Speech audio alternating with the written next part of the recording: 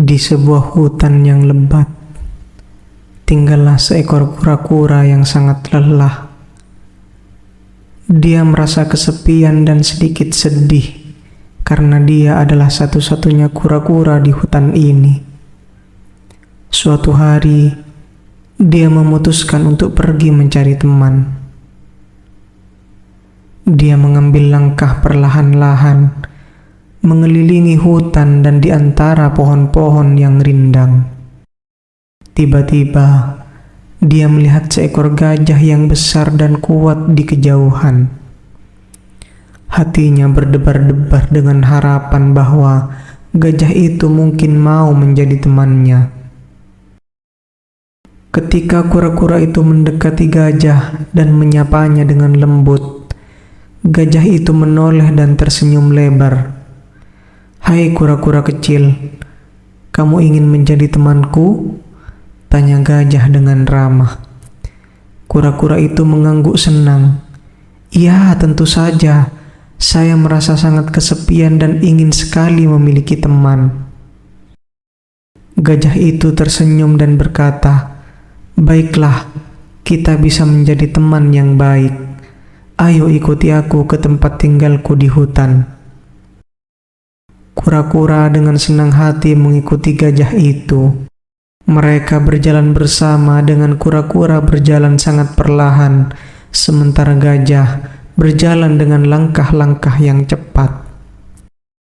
Ketika mereka tiba di tempat tinggal gajah, kura-kura kagum melihat betapa besar dan kuatnya rumah itu. "Wow, rumahmu sangat indah, gajah. Apa yang bisa kita lakukan sebagai teman yang baru?" Gajah itu tersenyum dan berkata, "Ada banyak hal yang bisa kita lakukan bersama dalam hutan ini. Kita bisa menjelajahi hutan, mencari makanan, dan bahkan bermain permainan." Kura-kura itu sangat senang dengan ide-ide itu. Mereka menghabiskan banyak waktu bersama, menjelajahi hutan, dan bermain permainan. Meskipun kecepatan kura-kura itu lambat, gajah bersabar dan selalu menunggu kura-kura mengejar. Suatu hari, ketika mereka sedang bermain di sungai dekat rumah gajah, mereka melihat seekor rusa yang sedang berjuang menyeberangi sungai yang deras. Gajah berkata, "Kita harus menolongnya, kura-kura. Tapi bagaimana caranya?" Kura-kura itu berpikir sejenak dan berkata, "Gajah, kamu bisa membentuk jembatan dengan tubuhmu, dan aku akan menyeberangkan rusa dengan melompat dari atas punggungmu." Gajah setuju dengan gagasan itu dan segera membentuk jembatan dengan tubuhnya yang sangat besar. Kura-kura dengan hati-hati melompat ke punggung gajah dan menyeberangkan rusa dengan aman ke sisi lain sungai. Rusa itu sangat berterima kasih dan berkata, "Terima kasih banyak teman-teman. Kalian adalah teman yang hebat dan berarti." Setelah itu, kura-kura, gajah, dan rusa menjadi teman yang tak terpisahkan. Mereka menghabiskan banyak waktu bersama, membantu satu sama lain, dan menjaga satu sama lain di hutan. Kura-kura belajar bahwa meskipun dia lambat, dia memiliki kekuatan unik dalam setiap situasi dari sudut pandang yang berbeda. Gajah belajar bahwa kesabaran sangat penting, dan rusa belajar tentang kebaikan dan persahabatan. Mereka hidup bahagia, dan kura-kura tidak pernah merasa sendirian lagi. Mereka menjadi contoh bahwa persahabatan bisa datang dari tempat yang tidak terduga, dan bahwa kita semua memiliki kelebihan yang berharga. Demikianlah cerita tentang kura-kura dan gajah yang menjadi teman sejati di dalam hutan. Semoga kita juga bisa bersikap seperti mereka, menghargai persahabatan, dan menolong orang lain saat mereka membutuhkan.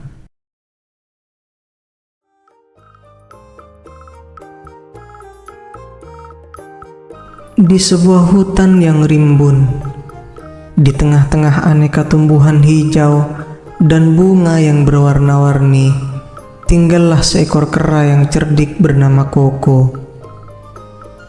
Koko tidak seperti kera lainnya. Dia adalah seorang pujangga dan pemimpi yang senang menghabiskan waktu dengan membaca dan menuliskan puisi. Dalam salah satu petualangannya di hutan, Koko bertemu dengan seorang kelinci yang anggun dan cantik. Dia bernama Putih. Dengan mata yang bulat dan bulu yang lembut bak awan di langit, Putih memikat hati Koko sejak pandangan pertama. Siapa gerangan dirimu, wanita nan cantik jelita yang melompat-lompat bagaikan tarian alam? Tanya Koko kagum. Putih tersenyum, matanya berbinar. Saya Putih, anak hutan ini, yang menari mengikuti irama dedaunan.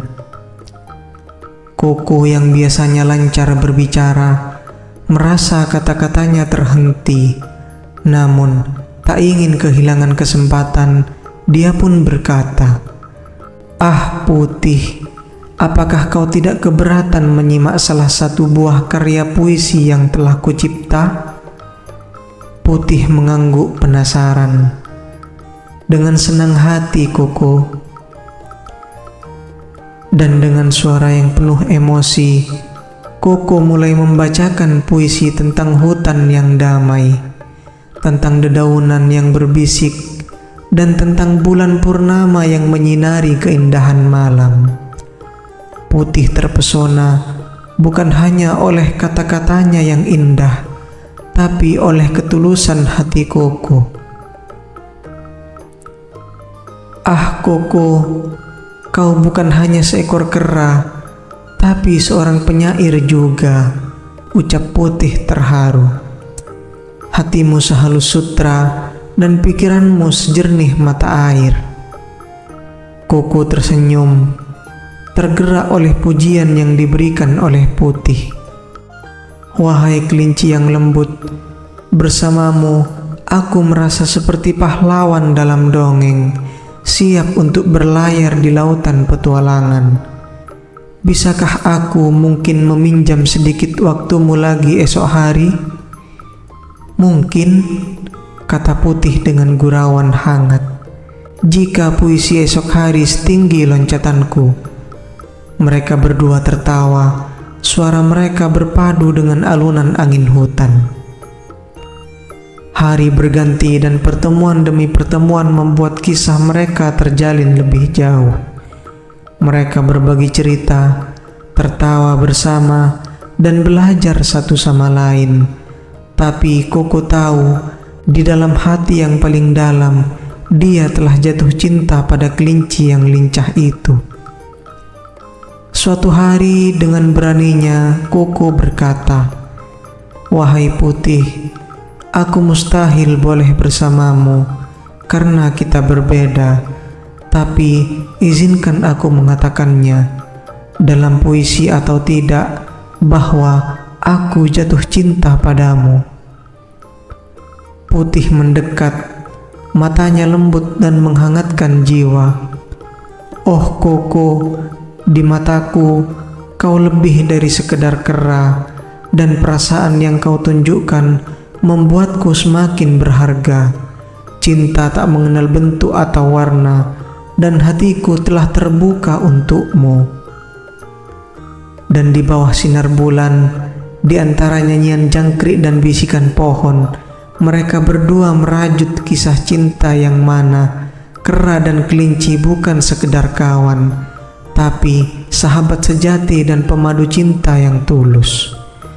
Mereka, Koko dan Putih, menjadi pengingat bagi semua penghuni hutan bahwa cinta mampu melintasi semua perbedaan, dan bahwa keberanian untuk menyatakan hati adalah langkah paling mulia dalam tarian yang abadi ini yang kita sebut kehidupan.